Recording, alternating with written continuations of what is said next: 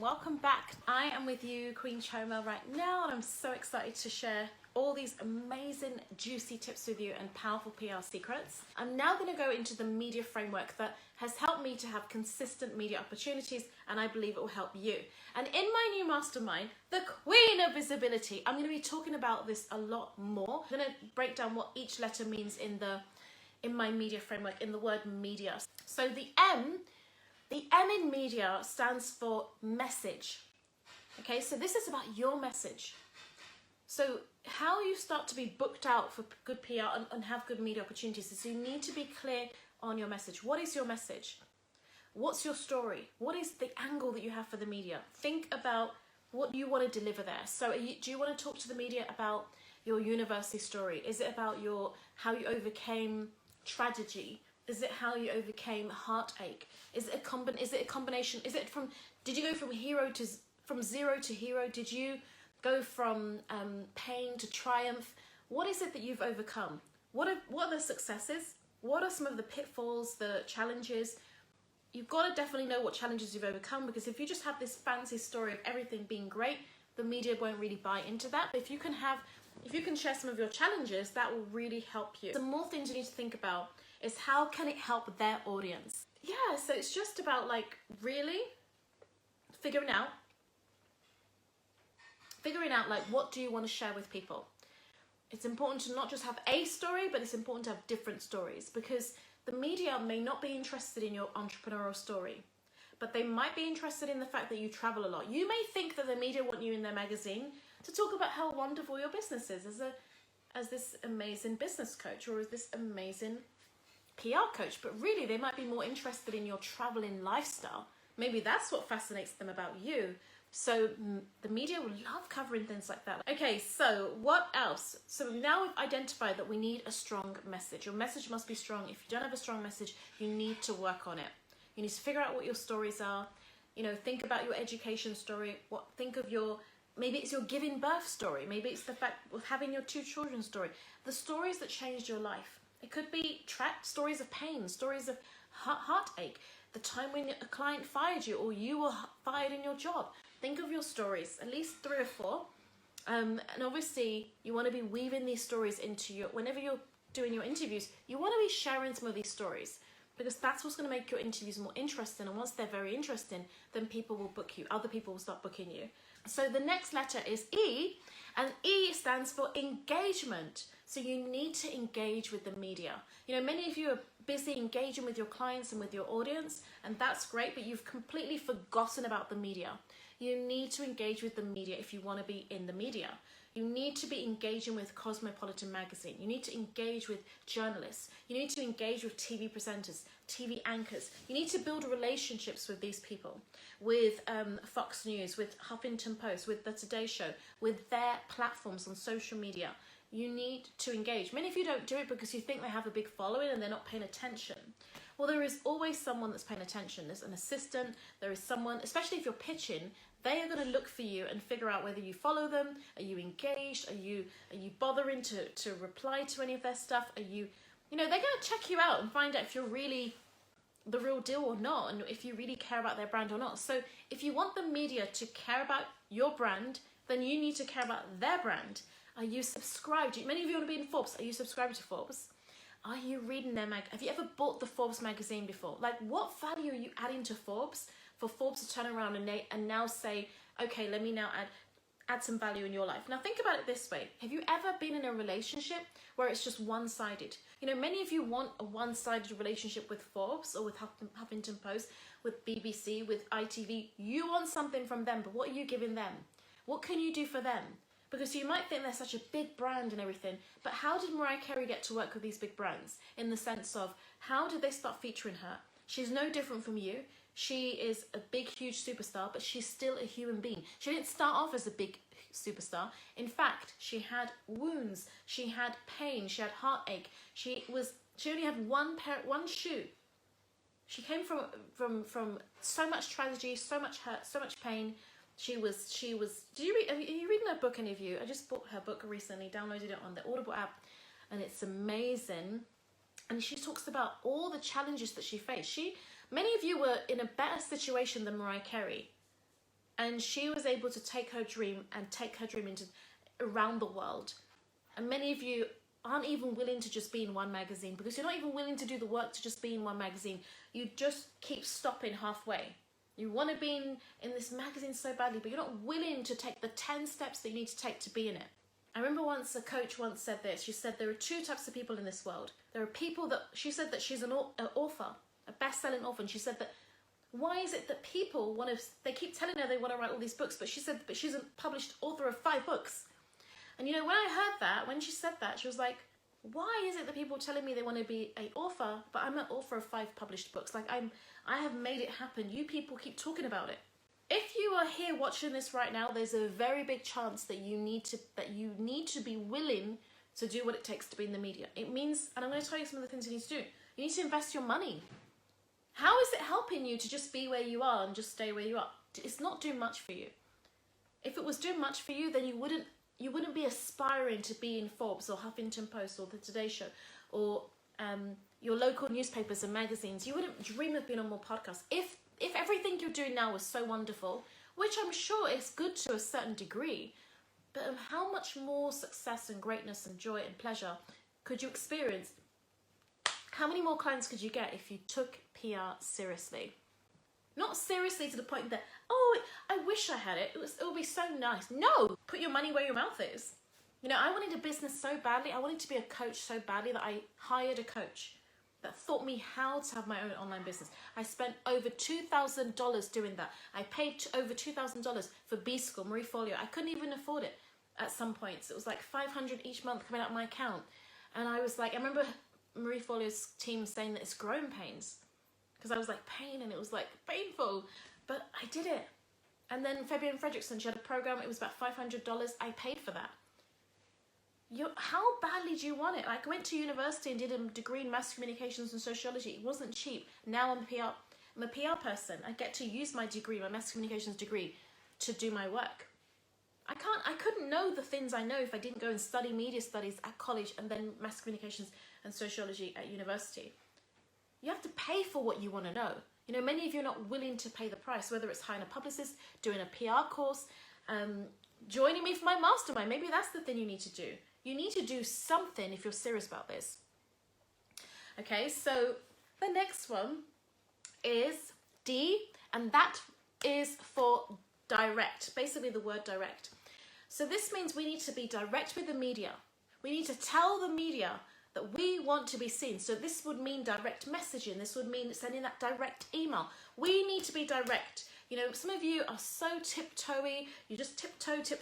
And you know, sometimes when I want to reach out to potential clients, I do the tiptoe thing. Like, yes, it's good to build relationships, but sometimes we just need to get to the point. Yes, you need to, you know, make sure that you're adding that value. Like, that's why we talked about engaging. We talked about, in a way, you're building that relationship, but you need to get to the point eventually. You need to tell the media straight up, bluntly, I want to be seen in your magazine. I want to write for you. I want to be on your TV show. I want to be on your podcast show. Because if you keep on tiptoeing and, you know, just beating around the bush and not getting to the point, you're going to lose the media. You're going to lose the opportunity, and somebody else that was bold enough to ask for the opportunity will get it instead. So you need to be direct. D stands for being direct. Direct message the media. Tell them exactly what you want.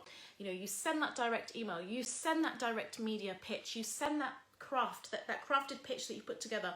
You send it asking for exactly what you want. The next letter in my media framework, that letter is I. So that stands for information. So once you have, you know, you've got your message in place, you're engaging with the media, and you have the information, right? You need to figure out what information you need to send to the media. Think of what they are looking for. So this is going to obviously be your pitch, for example, your media pitch. You need to think of your media page on your website, your media kit. These are the types of things that you want to get together to be able to send the media. The media need information. They need something from you, and that's going to be a pitch. That's going to be your media kit, your media page on your website. They're going to want to watch your media reel. They're going to want to see videos and articles of you. Gather these things together and send them to the media. One of my fabulous clients called Abby that I'm working with at the moment, she was showing me her media page today, And we're like, okay, yep, this is wonderful. This is what we need to work on to just tweak a little bit and so on and so forth. She's got her media kit done now. We've gone through it. This is how you get media success. This is how you have an abundance of publicity rather than just the one or two. Many of you will have one or two if you're not willing to get the media centrals in place. You need that media information. You need information to tell the media. Your media bio is something you need to work on to have that information to give to the media. You need to be able to answer questions as well. So if the media asks you this, and this, 5 questions or 10 questions, can you answer them? That's information. You need to figure out how to answer interview questions that are tough, because they will not always be easy. Sometimes you'll feel nervous, sometimes you'll feel shy, sometimes you'll feel silly, sometimes you'll feel unprepared, and that's why you need to gather information to get yourself ready and be prepared. And one of the ways to get information is to do research as well. That's how you gather information. You read the media books, you listen to those media interviews that have happened that you're inspired by, so you learn what do they do to be so inspiring and then do more of it. You know, if many of you listen to people like Oprah or Jennifer Lopez or even Kim Kardashian, and you listen to how they interview and you take a few notes and take some tips from them, trust me, your interviews will sound better, and then you will have higher level interviews. If you want high level interviews, you need to start watching people that have high level interviews and start doing a little bit of what they do. Because even if we think the Kardashians have no talent or not, whether we think this or not, they are succeeding in the media. They are having the publicity that you don't have or that I don't have. And it's because they're willing to get trained. They're willing to be trained. They're willing to learn what it takes to be the people that they need to be to have publicity. Are we willing, you know? And so information. And then the next one is A, and A stands for acceptance. So if you're doing all the things I mentioned, you're eventually going to get accepted for media opportunities. You're going to be accepted. And now it's time for you to, when you get accepted, it's time for you to think about how you're going to really celebrate this acceptance. What are you going to do when you are accepted for this media opportunity? The first thing you want to do is you want to schedule it in, of course. You know, you need to, like, if you're going to get booked for something, what are you going to do when you're booked? How are you going to make sure this happens? You need to clear your schedule and make sure you're available for the media interview that you've just been booked for. You need to be willing to share the media interview once it goes live and create some buzz around it. The media hate to interview people and feature people that don't share it. It's a waste of their time. Let me just legit tell you the truth right now, that you're wasting their time if you get seen, and then the day that you're, like, I remember Founder, the company Founder, that huge company called Founder, they said if once they feature you, at the same time, they want you to be available that day to promote it. So if you're not promoting your media interviews, you're pretty much stealing from them, because you're wasting their time, because you're making them give you publicity for nothing, because you're not even sharing it. You don't even care enough to share it, so why should they care enough to have bothered to have interviewed you? They should have interviewed somebody that was willing to share it. So the least you can do to the media to show that you're excited and grateful to have been accepted is to share it, is to promote the interview, the magazine feature. The whole point is you're trying to help them as much as they're trying to help you. They're giving you a bit of publicity, but you need to also give them something back. Share it with your audience. They may not necessarily have all of your audience follow them, but it could be 15 people that follow them, and that could be because of you. And then they're more likely to want you back because they notice, oh, she shared it, she really tweeted us out, she shouted us out, and they're more likely to want to share it, and they're more likely to keep promoting you and also want to work with you again in the future. Or they may recommend you to other sources. You know, many of you do one interview and you never go back on the show. Why not? Because you didn't keep that relationship going. You didn't bother to do the right thing when you were accepted. One of the things you need to do as well is to go back and say thank you. Some of you don't even say thank you. And let me tell you something. If you're finding it hard to have media shifts, like, I need you to do this. I need you to go and thank 5 people that have helped you to be seen or any 5 media sources. It doesn't matter. Even if you've never been on their shows, go and thank 5 media sources. 5 random media sources. Just any, like, if you watch Cosmopolitan day in and day out, go and leave them leave them a lovely blog post comment. Go and just leave a comment for Business Insider. Put some good karma out there. Put some good seeds out there. Just say thank you, thank you, thank you, thank you. You're putting out something good and it's going to come back to you. Drop some reviews. maybe 5 new reviews. Do something to shift the energy. If you're not getting the interviews you want and nothing's happening, then you need to shift things by just putting out some good seeds. That's one of the best things you can do. If everything's just stale, you've been pitching, or maybe you just haven't noticed any media sources reach out to you, then you need to do something. And it's usually thank you that is the thing. You know, when Jesus healed the 10 lepers, only one came back to say thank you. The amount of people that have been booked for opportunities and never went back to email and say thank you. And by the way, you can still say thank you even if you were booked 2 years ago. Go back and say thank you. I promise you, you're putting out good energy that's going to lead to more opportunities. If you are ungrateful, the opportunities will dry up and dwindle. So that is it in a nutshell. That was my media framework. Sometimes we forget that PR is meant to bring us clients and sales and income. It's just like another touch point. I mean, if you do all your work on social media, you're doing these live streams, you're being visible, but you also have 2 to 4 interviews a month, that's going to be bigger for your brand than if you're just only hanging out on social media and having an interview once a month or once every 2 months. So we need more media to be thrown into the mix. You know, back in the day, I never used to do live streams like this. Like I would do YouTube videos, but I didn't do like full-on live streams. And then people used to always say to me, oh, you're giving away too many tips and so on and so forth. But then when I decided to, that's when I noticed that my income raised. I attracted more clients and more sales because I was giving more. Okay, so I hope that you all got a lot from this. So thank you so much for being here. Hope you found this to be very valuable. God bless you all. Bye.